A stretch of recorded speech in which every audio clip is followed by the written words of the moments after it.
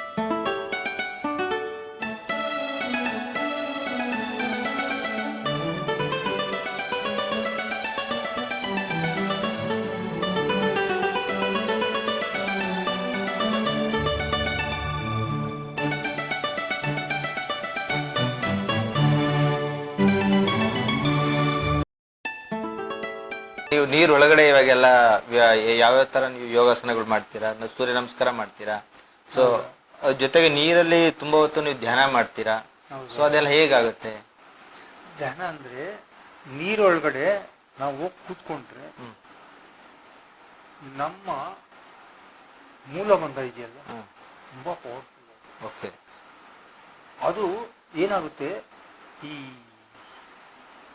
ನೀರಲ್ಲೇ ಇದ್ರೆ ಏನಾಗುತ್ತೆ, ಆ ಒಳಗಡೆ ಅದು ಹೆಂಗೆ ಹೋಗುತ್ತೋ ಗೊತ್ತಿಲ್ಲ ಅಂತಾರ. ಅದೇ ನೀರ್ನ, ಬೀಸ ಗಾಳಿನ, ಉರಿಯ ಬೆಂಕಿನ ಅವತ್ತು ತಡೆ ಹಿಡಿಯಕ್ ಹೋಗ್ಬೋದು. ಶರೀರದಲ್ಲೂ ನೀವು ತಡೆ ಹಿಡಿಯಕ್ ಹೋಗ್ಬೋದು. ಓಕೆ. ಅದಕ್ಕೆ ಹೇಳ್ತಾರೆ ದೇವರು, ತಲೆನ ಕೂಲಾಗಿ ಇಟ್ಕೋ, ಪಾದನ ಬಿಸಿ ಇಟ್ಕೊ. ಓಕೆ. ನಮ್ಮ ಮನುಷ್ಯನ ಜನ್ಮನೇ ಅದು. ತಲೆ ಇಷ್ಟು ಬೀಳ್ತಾ ಇರ್ತಿದೆ, ಶಾಂತವಾಗಿರುವಂತಾರೆ. ಓಕೆ. ಕಾಲ್ನ ತಣ್ಣಗೆ ಇಟ್ಕೋಬೇಡ ಅಂತ, ಓಡ್ತಾ ಇರ್ಬೇಕು, ಬಿಸಿ ಇಟ್ಕೋಬೇಕು. ಅದೇ ಮೇನ್ ಇಂಪಾರ್ಟೆಂಟ್. ಕಾಲ್ನ ಬಿಸಿ ಇಟ್ಕೊಂಡು, ತಲೆನ ಬಿಸಿ ಇಟ್ಕೊಂಡು ಕಾಲ್ನ ತಣ್ಣಗೆ ಇಟ್ಕೊಂಡ್ರೆ ಏನೋ ಪ್ರಾಬ್ಲಮ್, ಉಲ್ಟಾ ಶರೀರ ಉಲ್ಟಾ ಹೋಗುತ್ತೆ. ಅವಾಗ ಏನಾಗುತ್ತೆ, ಇವಾಗ ದುರ್ಯೋಧನ ಕತೆ ತಗೊಳ್ಳಿ. ದುರ್ಯೋಧನ ನೀರೊಳಗಿದ್ದಂಗ್ ಬೆಮರ್ದನೆ, ಏನಕ್ಕೆ ಬೇವ್ತಾ, ಫುಲ್ ಬೇವ್ತಾ. ಬಟ್ ಹೊರಗಡೆ ಹೇಳೋದು ಹೊರಗಡೆ ಭೀಮ ಕರೆದಿದ್ದಾನೆ ಅಥವಾ ಹೆಂಗೆ ಸರ್ ನೀರೊಳಗಡೆ ಏನು ಕಾಣಿಸಲ್ಲ? ಭೀಮ ಹೆಂಗೆ ಹೊರಗಡೆಯಿಂದ ಕೇಳಿಸಿರಲ್ವ? ಕೇಳಿಸಿರಲ್ಲ ಸರ್, ನೀರು ಒಳಗಡೆ ಹೆಂಗ್ ಕೇಳಿಸ್ತದೆ ಸರ್? ದುರ್ಯೋಧನ ಮೂಲ ಬಂದ ವೀಕ್ ಇದ್ದಿದ್ದು.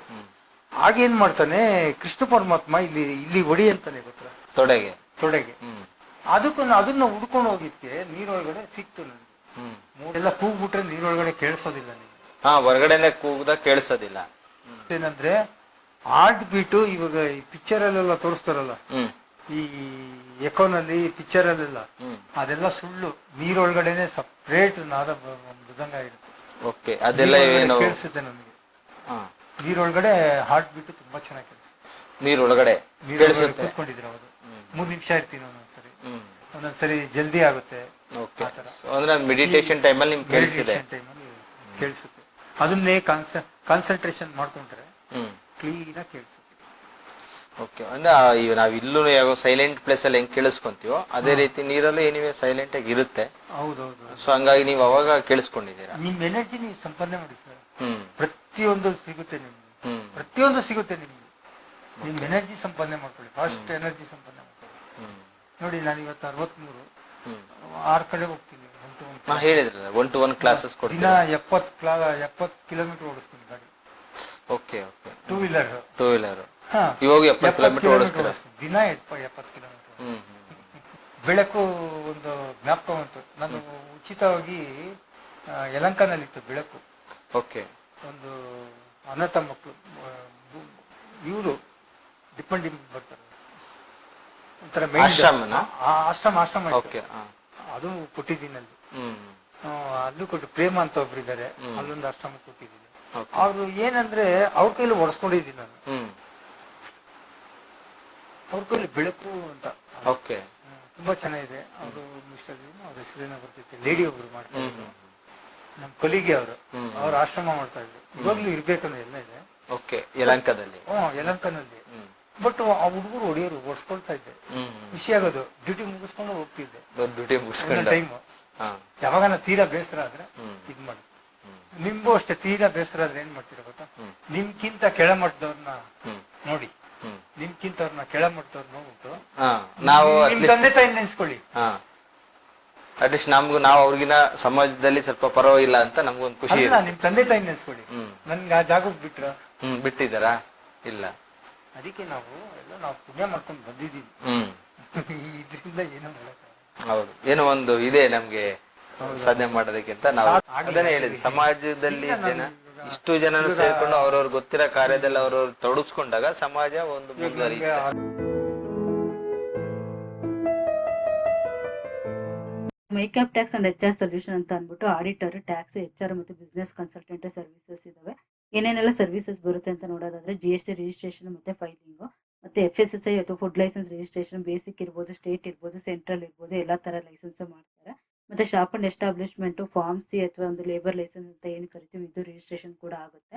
ಮತ್ತೆ ಝೊಮ್ಯಾಟೊ, ಸ್ವಿಗ್ಗಿ ರಿಜಿಸ್ಟ್ರೇಷನ್ ಕೂಡ ಇದೆ. ಮತ್ತೆ ISO ರಿಜಿಸ್ಟ್ರೇಷನ್ ಕೂಡ ಮಾಡ್ಕೊಡ್ತಾರೆ.